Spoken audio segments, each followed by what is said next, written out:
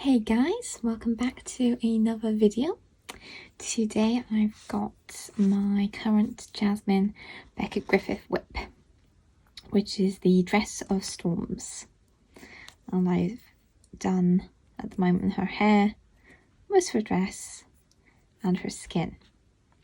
I'm following for reference Jasmine's original painting, which I have on this nifty little tarot card.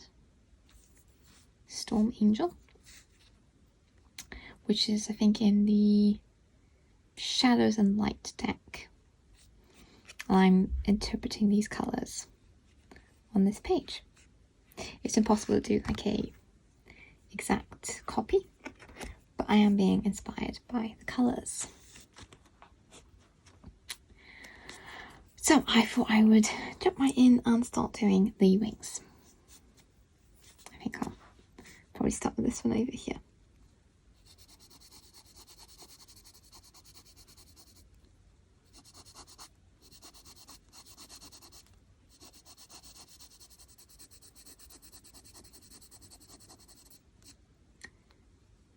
When I was looking for inspiration of what pages to do next, I looked through that deck, and several Jasmine pages jumped out at me, so I'm hoping I'm going to be able to get to them all soon.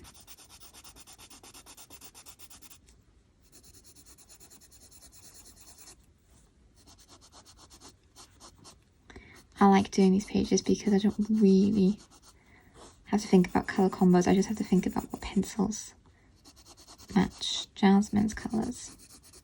Not I mean, I don't exactly do carbon copies.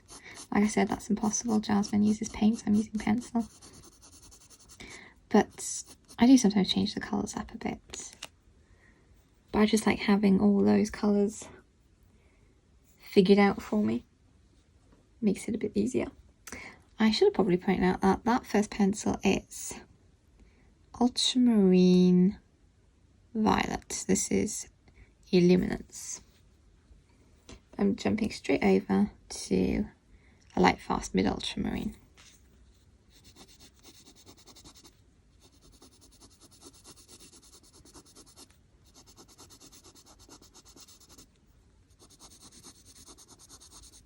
And for those wondering, the light fast work fantastically on this paper.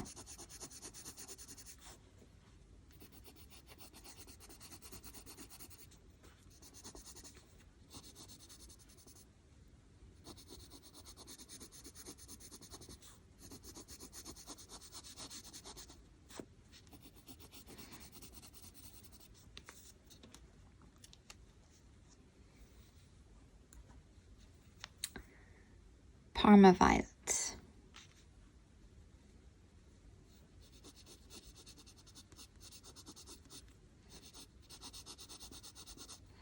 I thought I would pick this page actually to film, not only because I'm doing it, but because I thought this is actually a really good example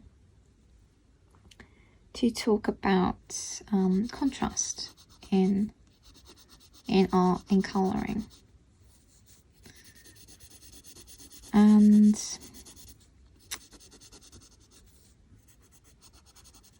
I think this is a good representation of it. So,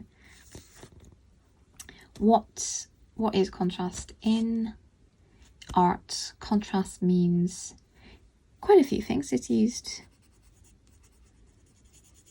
to define anything in an image. It's usually two or more elements that are in juxtaposition. So there's usually a big difference between the two or more elements. That's the basic definition of contrast. It's the difference.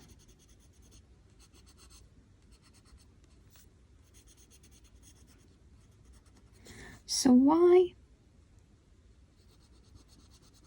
is contrast used? When doing art, contrast is used to help set the mood, and it's also used to draw the eye. Excuse me whilst I just change pencils. Imperial Violet.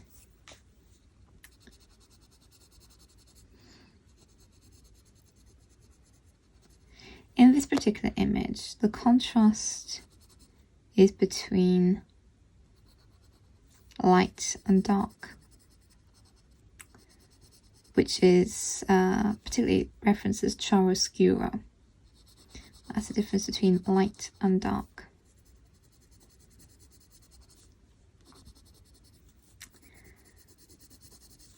And one of the reasons to use contrast is to help set the mood, because lighting defines basically how a picture is going to make you feel, which might sound a bit strange, but it is true. For instance, if you look at this at the moment, everything is actually quite low contrast. You can see the difference between the highlights and the shadows. But at the moment, it's relatively low contrast.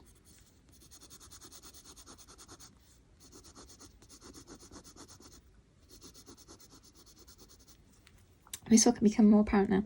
Once I start adding the background, I'm just going to show you this one wing, and then I will get to Dahlia Purple. I'll get to the sort of nitty gritty. Of course, you don't need to use contrast in an image. The only thing you need to do when colouring is to have fun.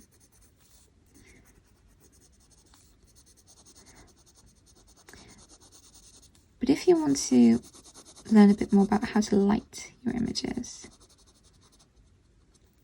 then contrast is a big part of that. Low contrast images, the eye finds naturally soothing and gentle. So you'd use low contrast in most ambient lighting. So most regular colouring pages, if you're just colouring away, they're going to probably end up as low contrast.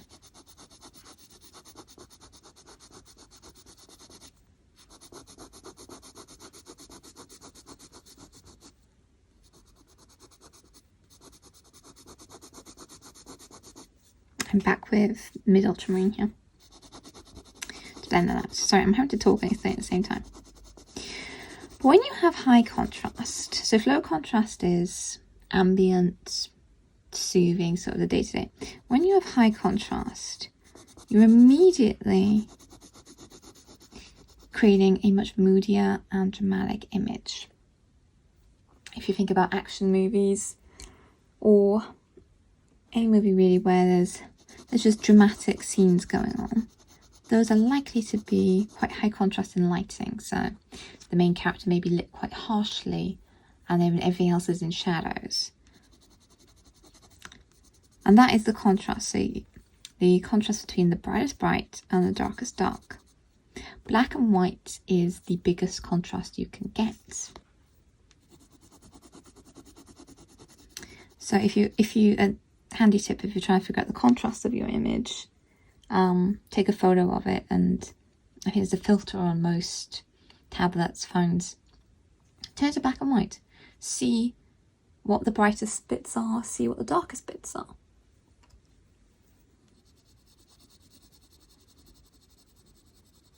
You'll get an idea of how much contrast you put into that image. This is back with Imperial Violet.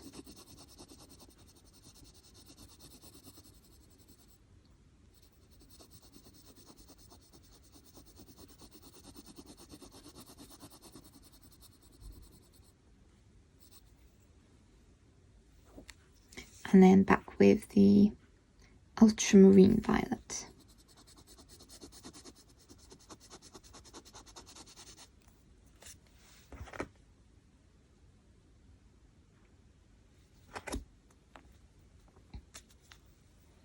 Okay, new colour, Wild Lavender.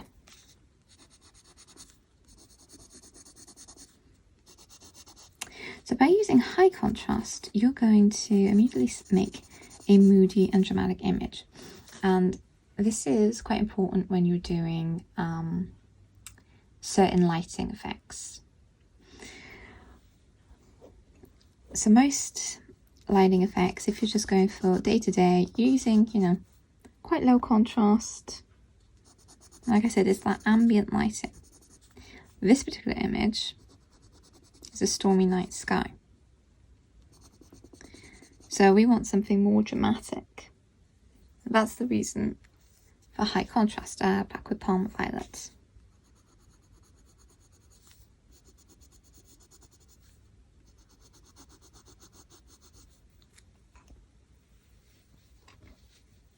And white.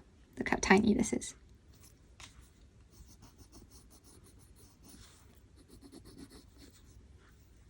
Okay, that looks nice. Right, so for drama, this is when we're going to add, and you can be able to see it. Like I said, this currently is pretty low contrast.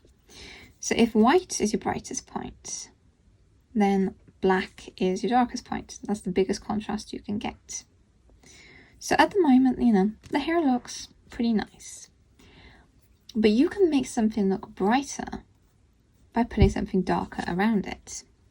This is, come on camera, Dark Indigo from the new Luminance. Now this is not black, but it is extremely dark. I mean, it's borderline on black. By putting something very dark next to something brighter, you're immediately going to make this look brighter.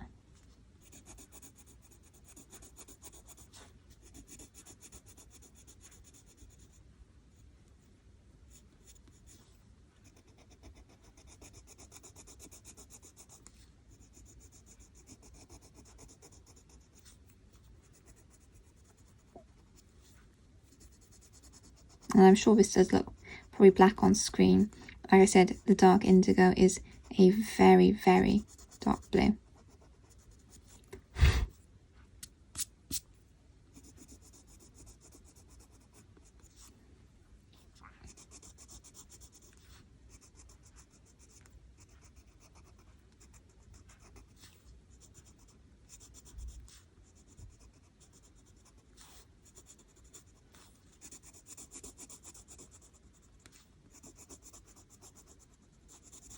Okay, now I've got that bit in. You can see immediately. Just compare this side to this side. Look how much more dramatic that already looks against this almost black background. And this is the key when doing harsh lighting, and also if you're trying to do a night scene. The darks should be as dark as possible. You want very deep shadows, and then you want very bright highlights. And that gives you the high contrast that you get from harsh lighting, moonlight, and in this case, lightning. The lightning here, if you had grey, just light grey clouds around it, the lightning would not look bright at all. You could posture it and it wouldn't look that bright. But by having the lightning or any bright light source against something dark, you immediately make that look brighter.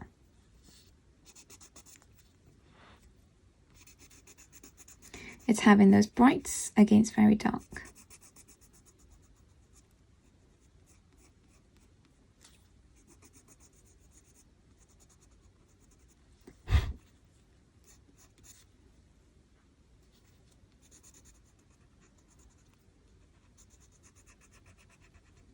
You can see that I'm just blocking this in, not adding any other colour bar this one.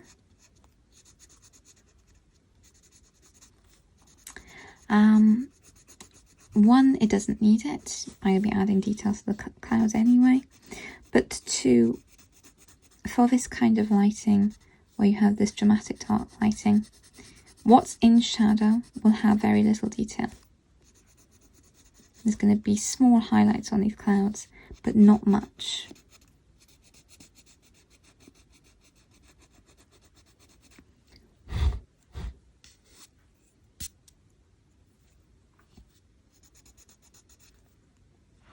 Let me bring this down, so I want to be in frame.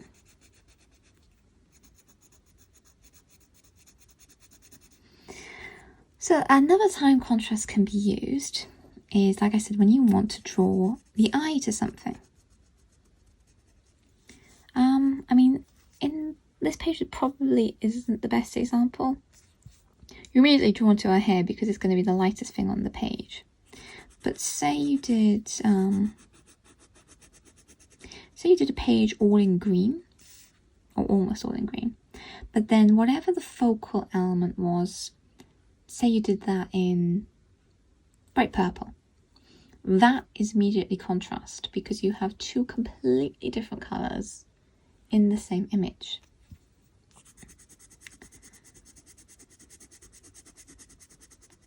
And the eye will naturally be drawn to whatever that bright purple object is, whether that's a person's dress, a piece of fruit.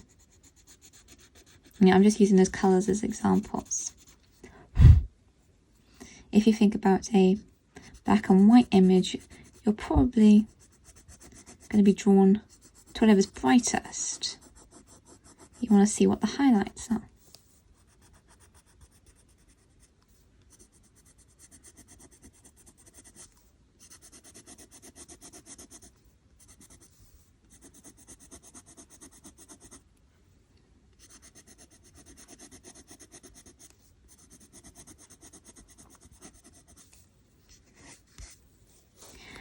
I mean, if you did a page all in blues and then put something bright pink in it, again, that is contrast. The pink is totally different to the blue. Like I said, contrast is it's a big difference between two or more elements in the composition. And although it's an art principle, it can be applied to colouring pages. Colouring is basically, it's just another form of art.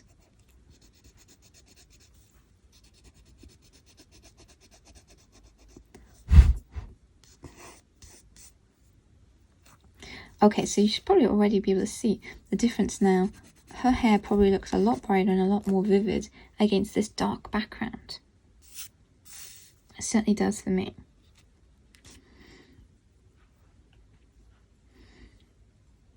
So it's just a quick example. I mean, even if I mean, this is a fantasy hair color. She's got like these purple hair color, a very like dusky, like lilac. But you know, if you had somebody even blonde haired, it would still look massive contrast between this dark. You don't have to limit it to fantasy colors.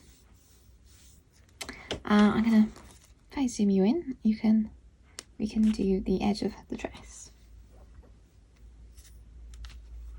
Next up is sky blue light.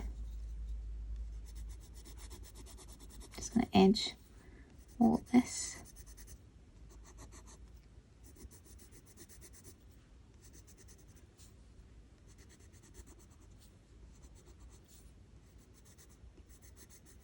Her dress is a mixture of Luminance, Light Fast and Prisma.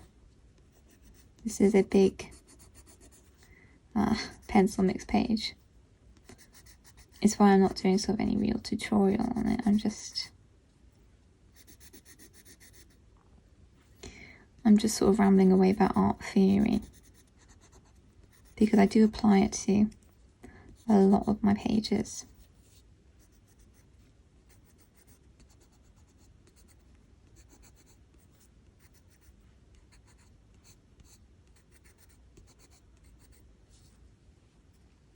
any other colour theory you've got on this page is the limited palette, which I'm always going on about because I love limited palettes.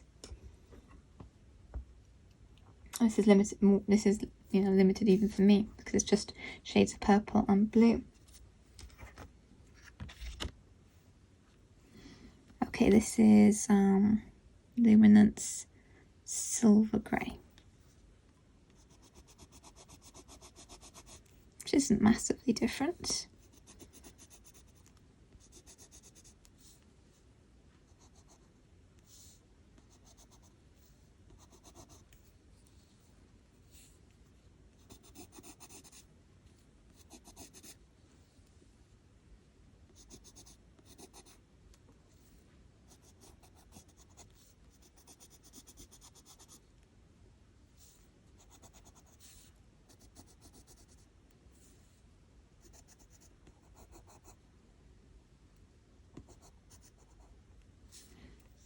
Okay, and then I've got Violet Grey.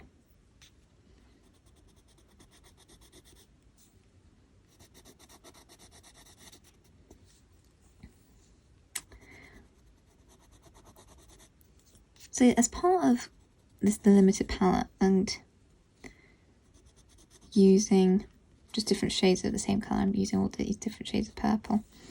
I'm also trying to introduce these tints of the same colour. That's why I'm using the Violet Grey, even though this is supposed to be sort of a I don't know, bluish, I suppose. I'm using the Violet Grey because I want to make sure there is a hint of purple in the shadows. It suggests reflected shadow and makes it more cohesive, as you've got hints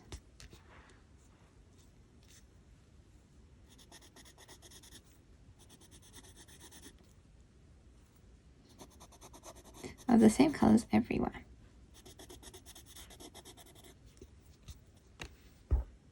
And I've got the white again. I'll probably go over this with Posca to make it brighten it up and clean up the edges. I did go over them a bit when I was doing the dress.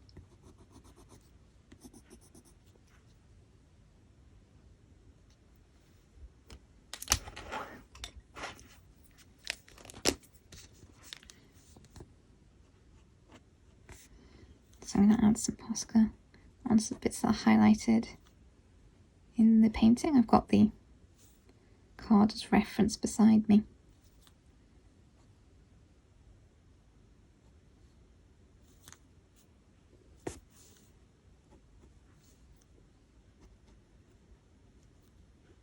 And when trying, if you're trying to figure out contrast for a light source, you know, say you're trying to do a night scene, do look at reference photos. They'll give you an idea of the contrast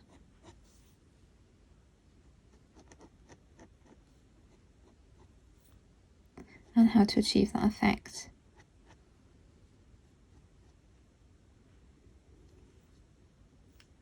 That looks nice.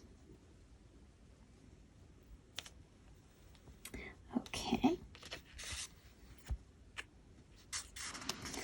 I come back out now and I'll continue this other wing, I think. So I started with the Ultramarine Violet last time.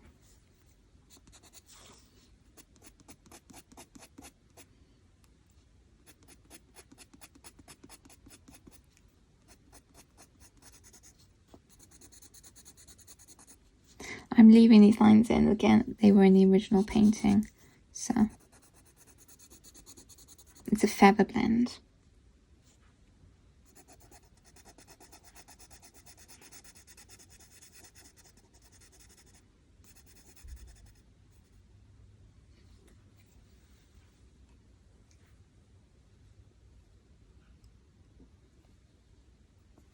Blue Violet Lake.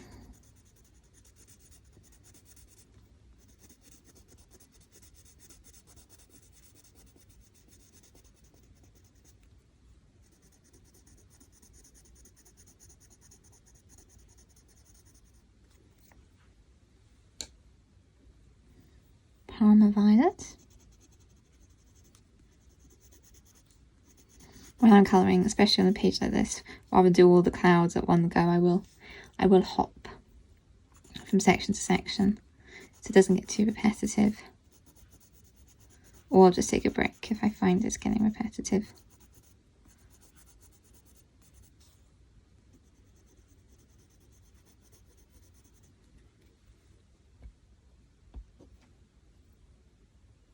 Imperial Violet. One of my favourite colours in the Prismacolor. I have yet to find any other colour like it.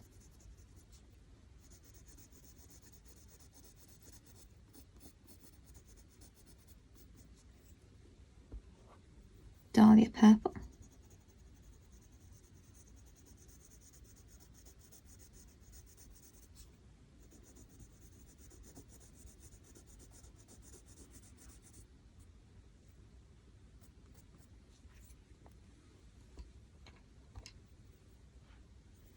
Back to mid ultramarine.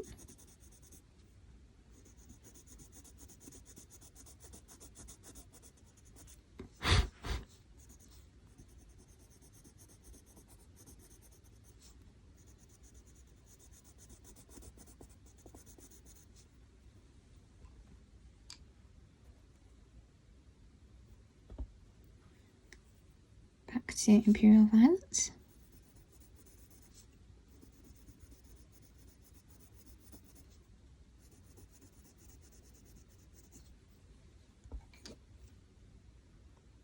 And back to Ultramarine Violet. All these different brands of all these different kinds of violets that I like using. I do want to shadow that a bit, so I think I will try doing that. I have some cool grey here. See if that makes a difference. Bit. Let's try this one. Let's try Blue Violet. Yeah, that looks to be working better.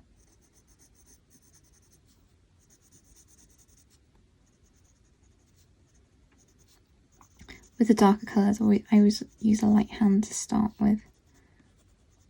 And if it looks right, then I'll go in with more pressure. It's very difficult to lighten any dark.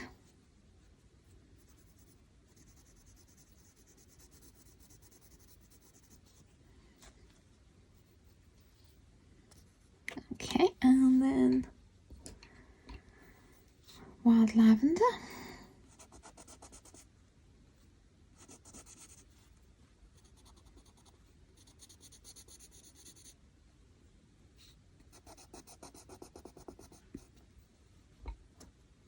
And Parma Violet.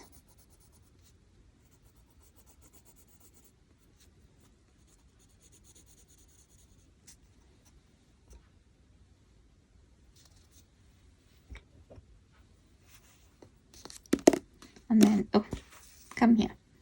And then white. Yeah, you can see that here's the brightest highlight here on the edge where the light would be hitting. I mean, this is pretty much fantasy lighting. The lightning is providing the light, but it's not the most superlative anyway. That's where the highlights would be on the tips of the wings. You can see the highlights on her hair at the top. It's hitting the edges of things, it is. Alright, so let's add in more of that background colour.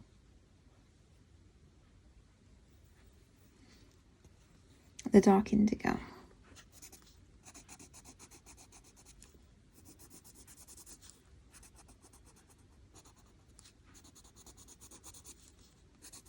Again, this white at the moment doesn't even look that white because it's against the just against the paper. But now once I come in and put the dark colour in all the way around, it immediately looks brighter.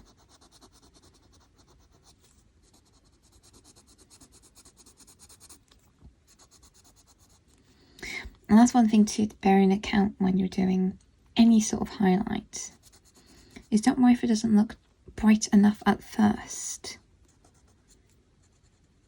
It's naturally going to look brighter once you make other things look darker. So sometimes it's not actually a case of making the highlight brighter, say with a Posca. The trick is just to make whatever's around it darker.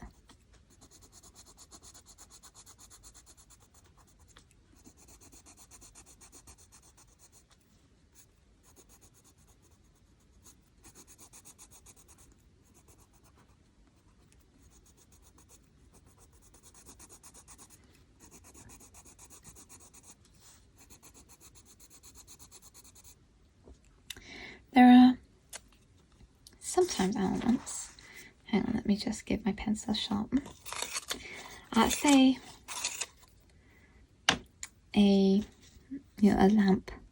Now they will have a glow around them because they cast their own light. But the glow will only extend so far. This lighting has no glow, but if something does, you'll have usually a circle of glow around it, and then it goes super dark, and that transition should be quite short. I could ramble away about colour theory and technique for quite a while, but as I said, it's not something you have to do, it's not something you need to do.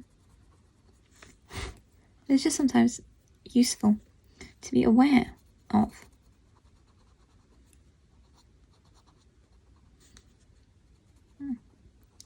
And it might help a colouring page. If it does that, then my job here is done.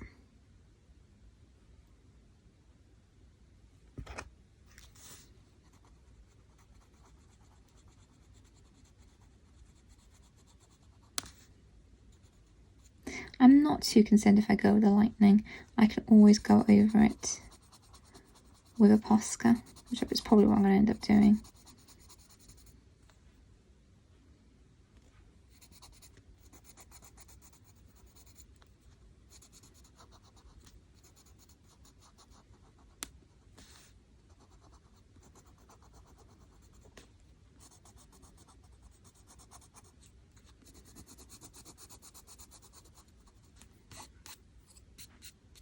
Yes, I don't have a brush on me. I should have probably grabbed one.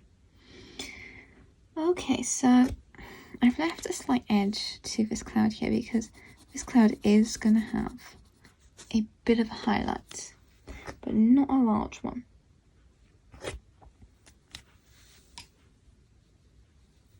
And not a particularly bright one either. So I'm going to come in with the wild lavender that I was using.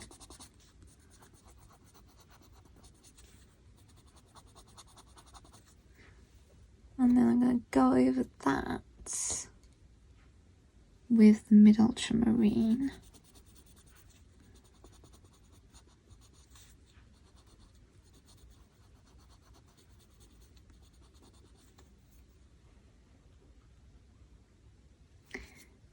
Then I think I'll probably use some Mars Violet to tone it down further.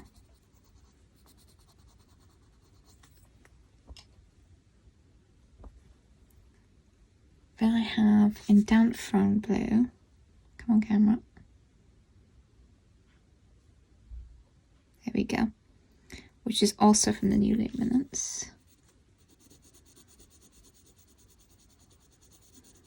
And that's going to help transition from this very dark into this slight highlight.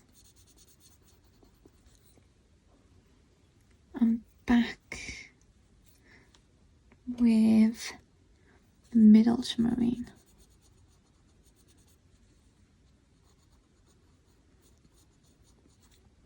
So that's quite a low contrast highlight.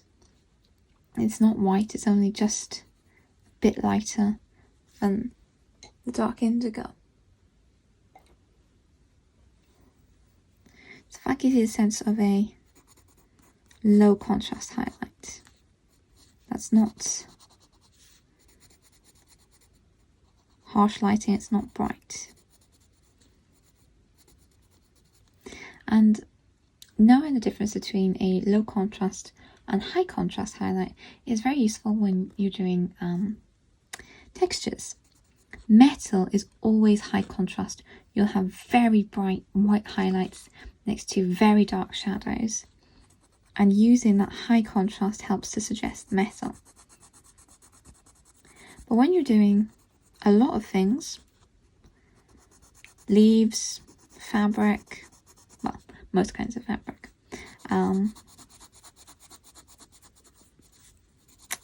there you'll have, just like here, a low contrast highlight. Another way to look at that is anything shiny will have high contrast highlights. Whether it's metal, silk, brightly lit water. Whereas most other things, usually matte surfaces, will have low contrast highlights.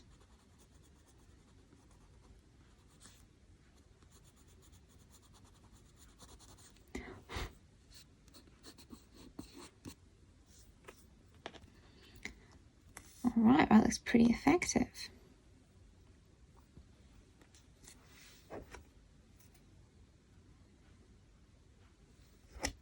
So let's take a look at these clouds here.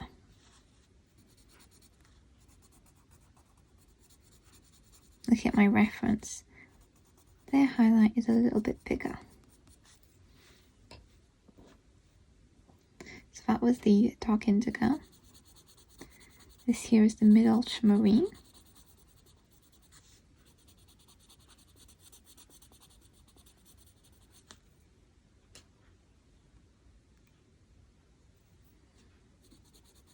Some wild lavender.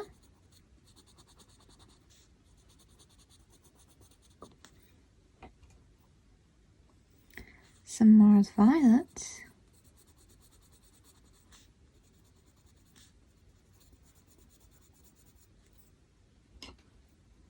Back with the mid-ultramarine.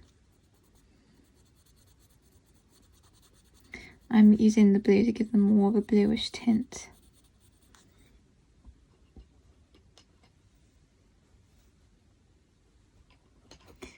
Then the indanthrone blue.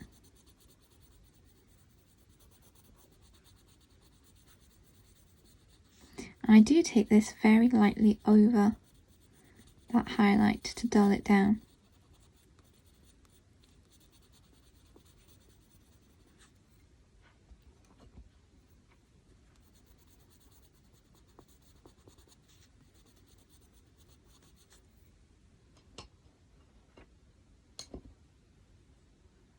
And back with the dark indigo.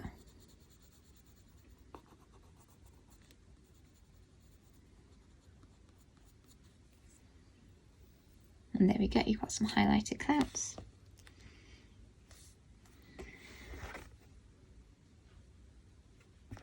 Alright, I need to...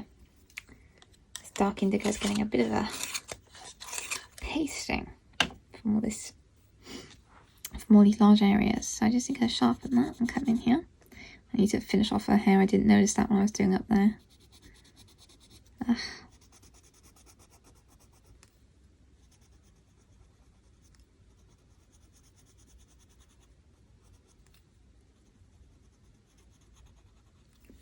The last time I did a cloudy sky background was for my Belle page by Alice Guerrero. I do actually have a quick tutorial on how I achieved that moonlit sky background.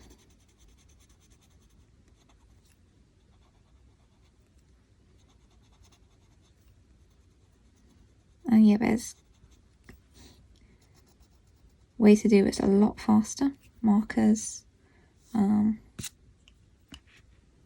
pen, but I seem to love the challenge of pencil backgrounds.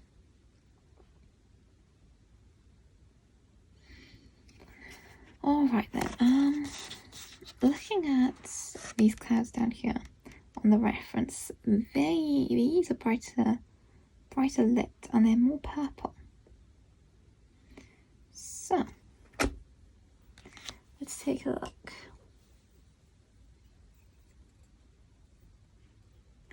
Again, let's start with that Ultramarine Violet.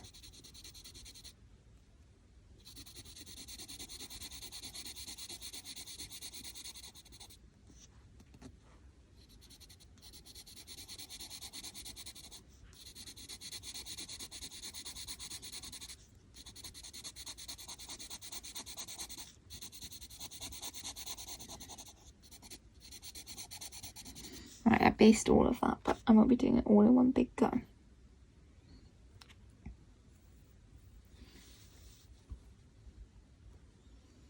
Alright, looking at my colours, I'm going to come in with Never Luminance. This is Violet 120.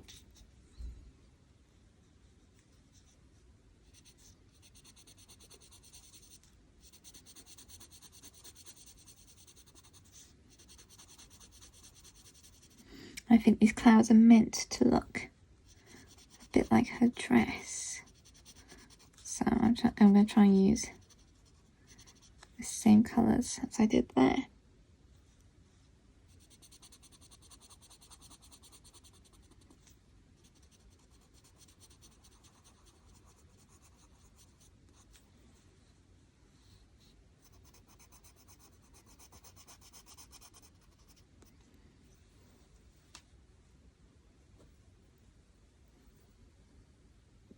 But I am going to bring in some of the Dahlia purple, make it look a bit different. Also matches nicely with her wings.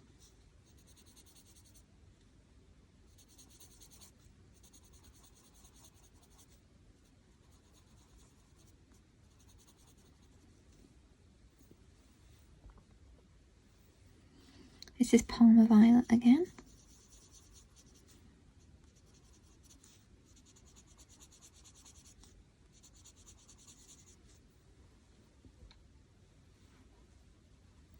And the Ultramarine Violet.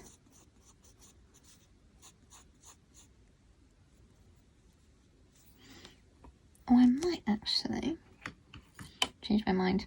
This is why. I apologise to be a bit over the place. This is Lavender.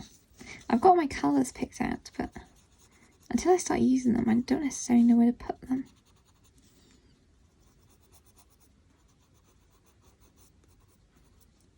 At the moment, that looks pretty low contrast. So I'm going to come in with Blue Violet.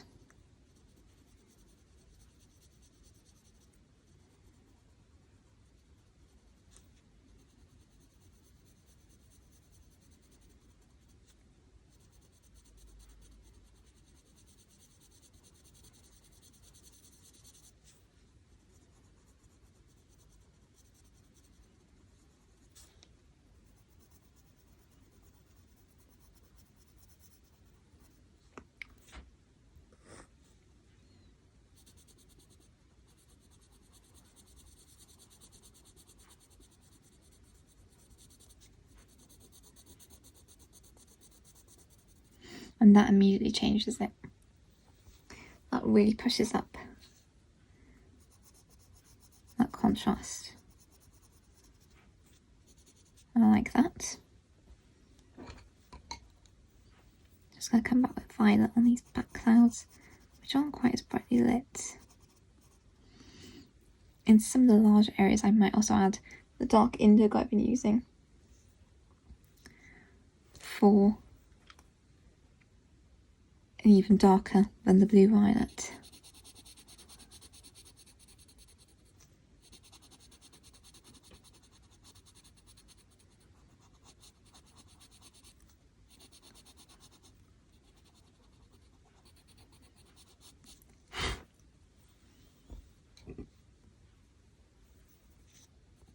That was violet, this is the blue violet again.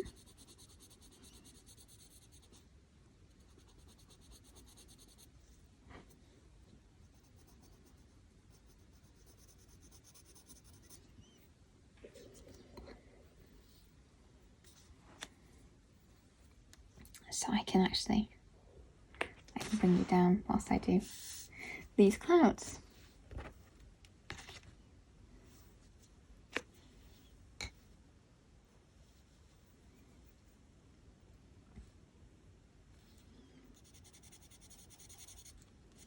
So I haven't been up to a huge amount this week.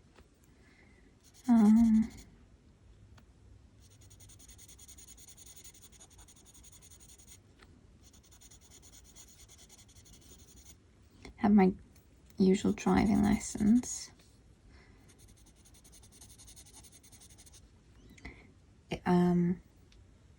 It's a bit tricky for me in my driving instructor's car at times because she has a handbrake, which I know is like the most normal thing in a car. Well, cars have handbrakes, except our car, the car I learned in, is an electric handbrake. And I'm just like, ugh. It takes quite a bit getting used to. My test now is coming up in November. And I really want to pass. So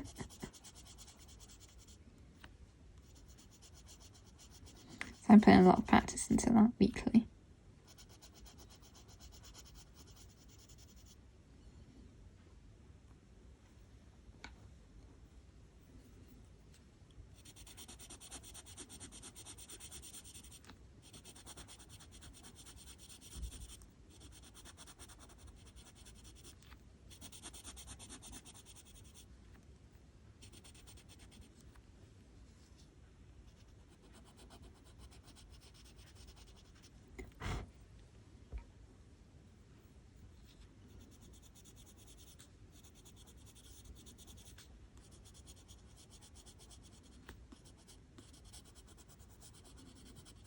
I know it must sound weird that I'm sort of learning.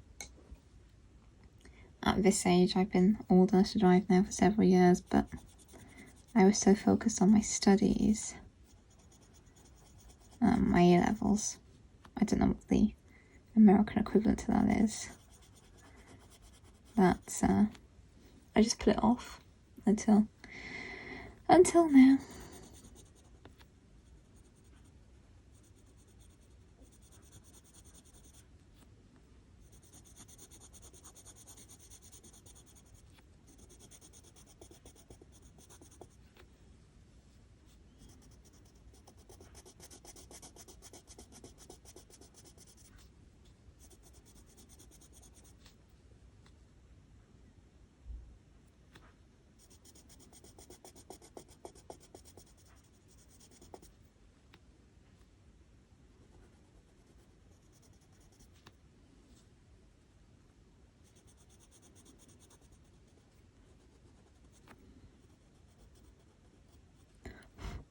But yeah, it's good fun when I don't have to be doing anything too crazy. Motorway driving a few weeks ago was an eye-opener.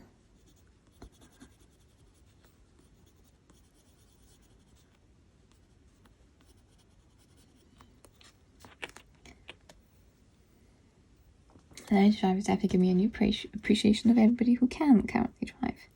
It is quite the multitasking skill.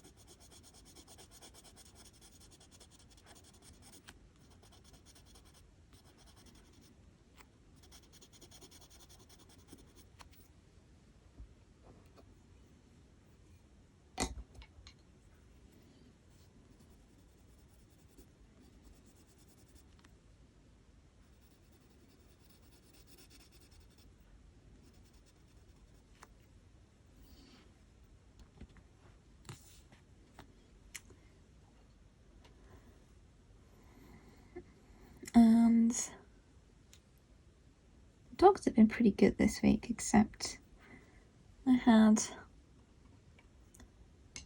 some plants dug up by one of my Labradors.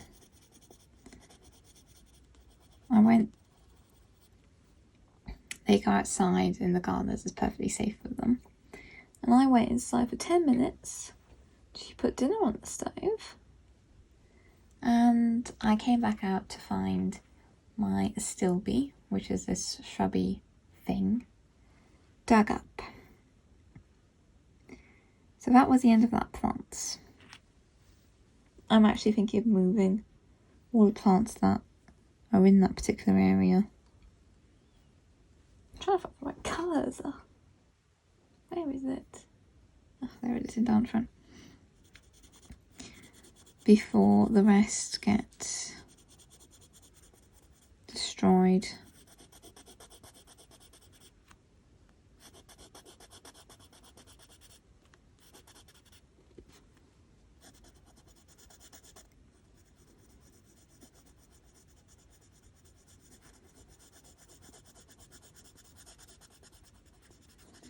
I can't stay mad at her.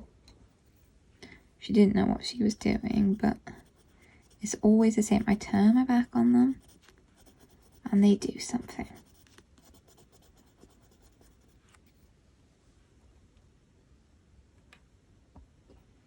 And they are both as bad as each other, but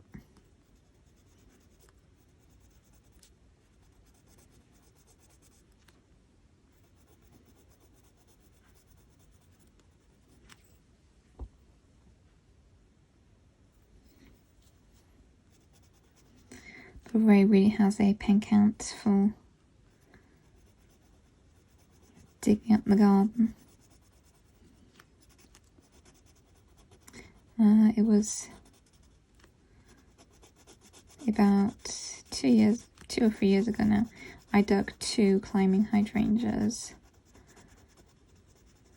and they were relatively small when they were planted, but I hoped they would grow. And Puppy Ray decided to dig one up. So I only have now 1 climbing hydrangea, which is relatively big, but I would have had 2.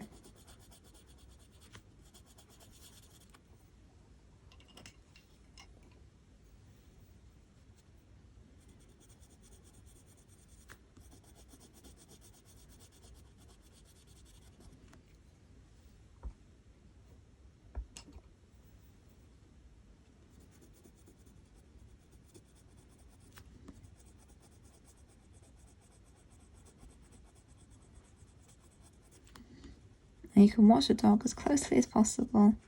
It takes them seconds to do something they shouldn't.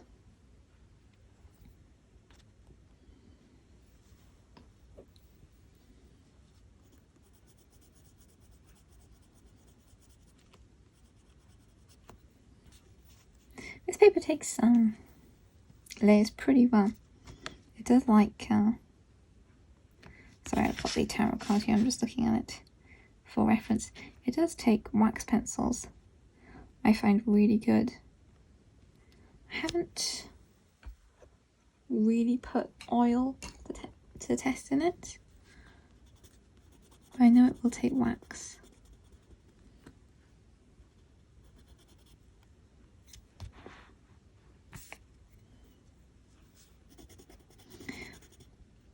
The trick with clouds is to work in these layers. That is suggested here in the line work.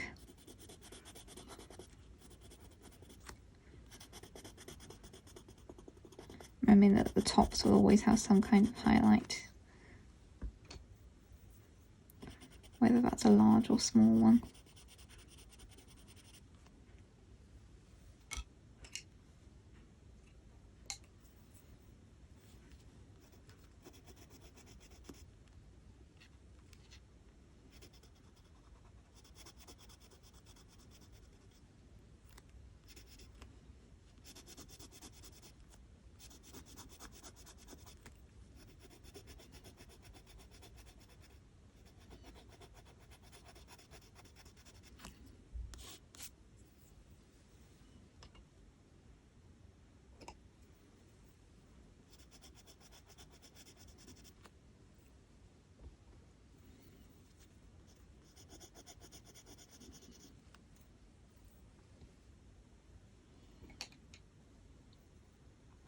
And by working in layers with clouds, you give them that sort of fluffy effect.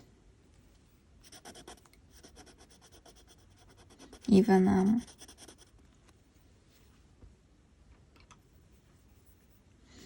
if they're just, let me move that. White fluffy clouds, you'll still have a bit of grey at the bottom.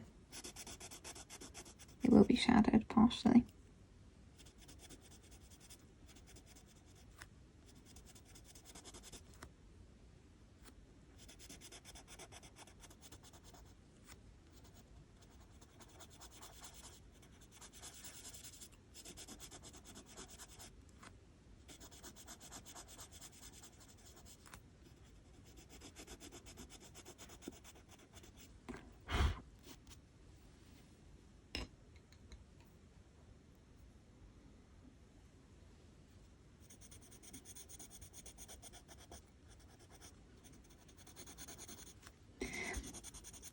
And the weather here has gone crazy. It's just turned August. And it is really cold for August. We've got the heating back on, which is unusual for this time of the year. And it's gone really wet. I mean, August is typically a bit rainy, but it's gone excessively rainy. I mean, honestly, if I went outside right now, if you told me it was October, I would believe you. It is that kind of cold, the chill that gets beneath your skin. Which I think is why I'm doing these sort of autumnalish pages. I'm being tricked into thinking this is autumn. Fall has fallen. Honestly, I'm going to start making hot chocolate at this rate. Not that I need much excuse to make hot chocolate.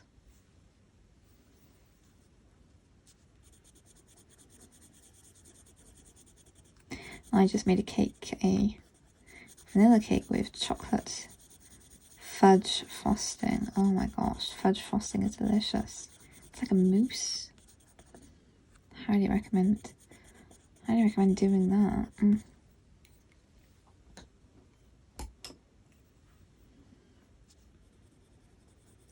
So nice and comforting to come back to after being outside.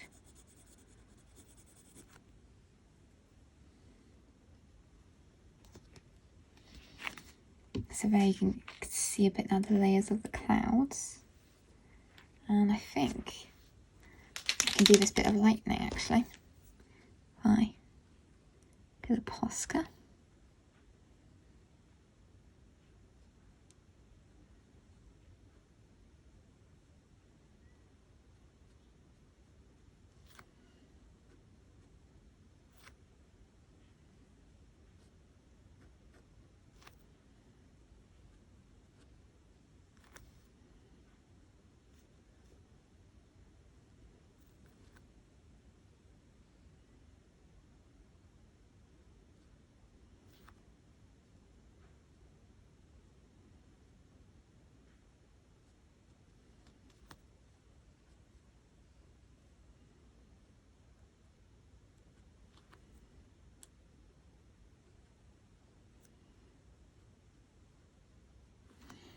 Yeah, that does look super effective.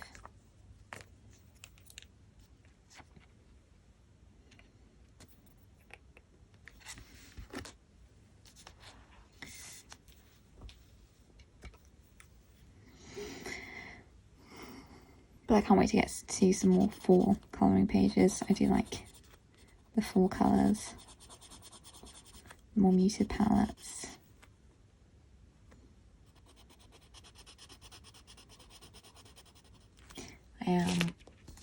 I'm due to start my first year of college next month, so I do not know how that's going to go. I'm homeschooled, have been forever,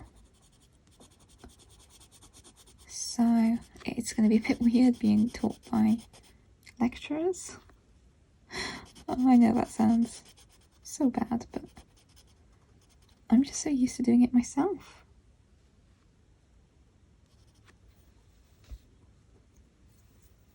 So there's an excited, nervous combo for that.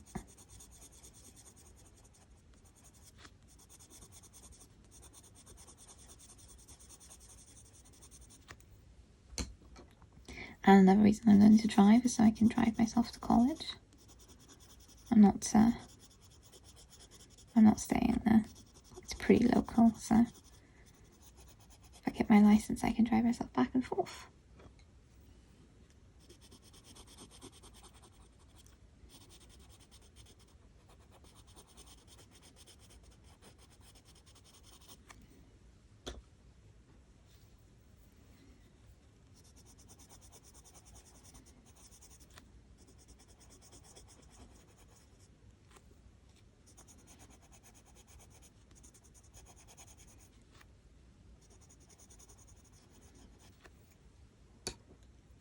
I mean, I love being homeschooled. I've still got grades and you know, the qualifications doing it. I've done it in a very serious way, but it's meant that I've been able to study and just focus on what I wanted to study.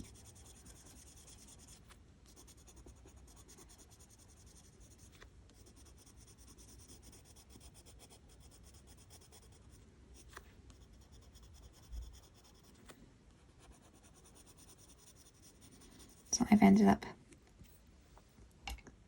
quite unusually, I like both the sciences and the arts. I've got GCSEs and A-levels in both. Again, I'm sorry, I don't know the American equivalents. I know quite a bit of American, but I don't know the American equivalents of those.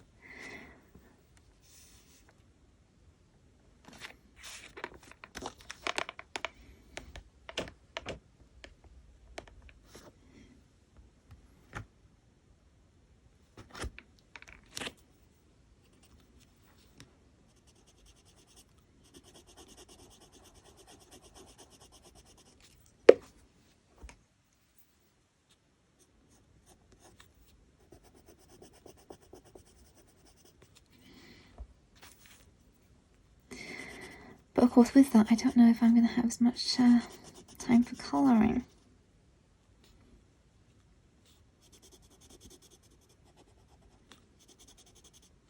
I'm not sure if I'm going to have lectures every day or a few times a week at the moment. They haven't given me much news at the moment. So I'm still waiting on, you know, what books I should get and what my lecture schedule is going to be.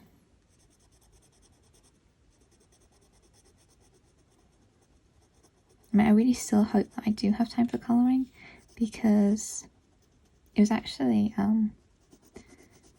studying that got me into colouring in the first place when I was sitting my exams, which are naturally stressful. When I was revising, you know, after doing my revising, I would colour.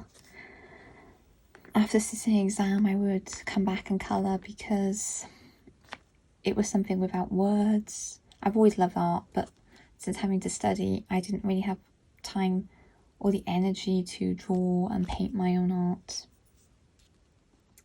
So I ended up colouring instead, which I found was something I did have the energy for.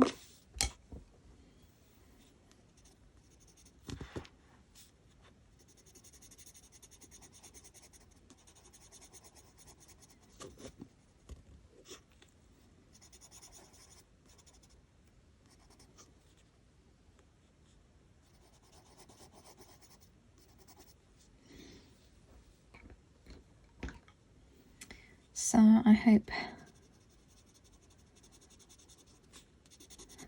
that I will still be able to do it, because I do use it very much to de-stress and to switch off.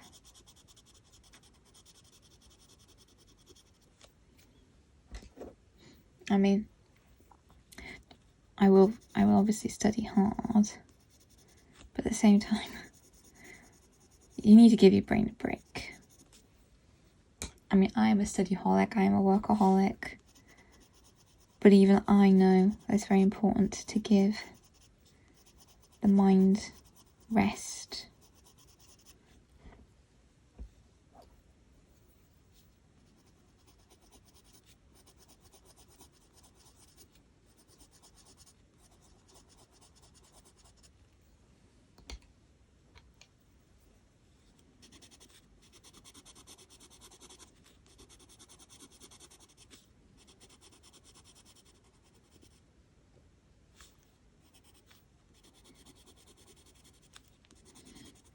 While I'm colouring, I can usually put on a box set, so I sort of do a 2-in-1 to relax. I put on something on Netflix or Disney, colour and relax whilst listening to something.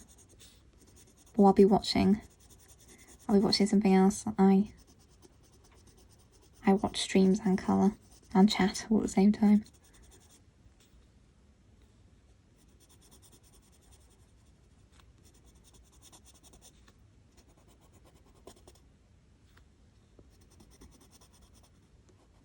I'm all for the multitasking. My current watch at the moment is on Disney Plus, which is Monsters at Work, which is a spin-off of Monsters Inc. I'm really loving that. It is so funny.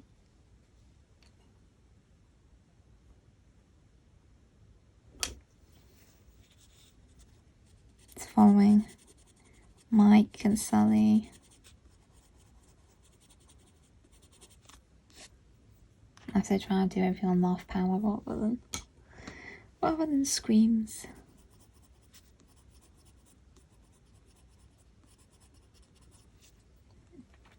Although I have seen the Netflix trailer for it's like a new Witcher film coming, which is animated, which looks really good.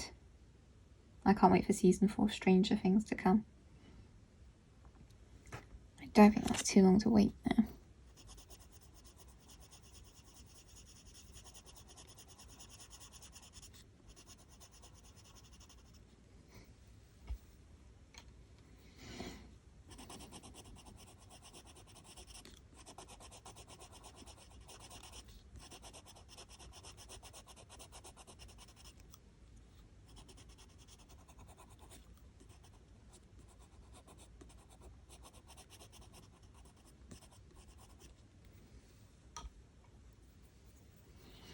But I like doing multiple things with my mind at once.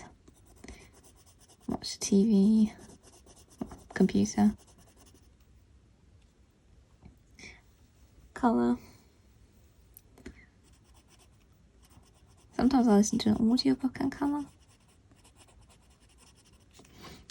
I quite like sort of just having ambient noises whilst I'm doing it.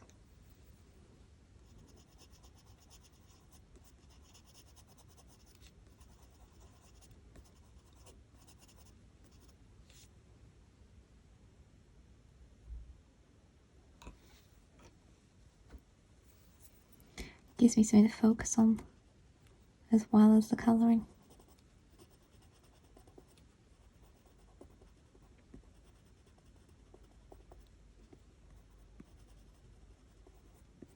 Again, don't worry about going over the lightning because just put it back into a Posca. How's this looking? Yeah, it's getting really great effect. Well, having the purple differentiates like her dress from the main background. That's looking really cool. Right, well, I'm not going to ramble on forever. You've seen me do quite a bit on this page, actually. and I don't want to be talking nonsense. I hope you enjoyed that little bit of me talking about contrast and the light theory. If you've got any questions about it, just ask, drop it in the comments below. And if there's any other sort of art concepts you'd like me to talk about, again, just ask. I'm happy to talk about them because I have done art, and I do apply it to colouring, so I like making things as easy, plain and simple as possible, so I will explain any kind of art theory you want, really. And I hope you enjoyed to see me do some of the clouds and talk about the contrast. And I hope you have a great day. Thank you for watching. Bye bye.